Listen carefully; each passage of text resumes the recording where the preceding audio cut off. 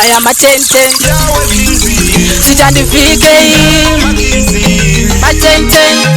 Anaka kundendeka zvinhu zvinorema uzipo musoro wangu unotema. Mune bundu mumoyo muri kubvira mune hondo mumoyo kana ndikatexta upindure ivini ndikafona udaire tichiri murudo here kana chisisaita ndiudze zvipere pane kutama nemoyo wangu ndibudire pachenaita ndisire ngawani wandijaira mumwe wangu imbomira kuda kundikaira bingais ndakupa mukana nguva uishandise hapana pandijati handijakwanise seiko uchida kunditenderedza uchindidya kuda kuziya wandipedza seove mukungo uchida kundimedza ingawanise mombe wani ndaikufudza ndizvo zvaunogaya mudiwo wangu hasi ini handife ndakakutarisira pasi zvichanaka chete mirira mumwe musi ukazvimanyisa unenge wari machisi tichiri murudo here kana chisisaita ndiudze zvipere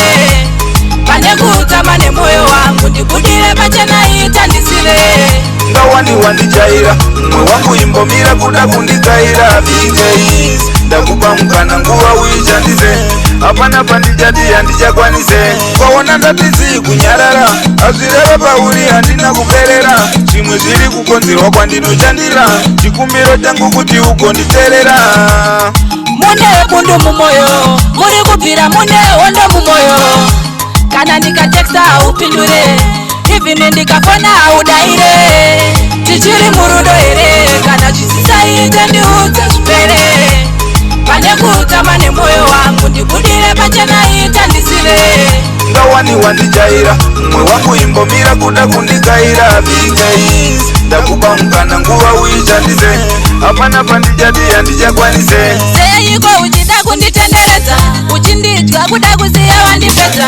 seove mukungo uchida kundimedza ingawanise mombe wani ndaikufudza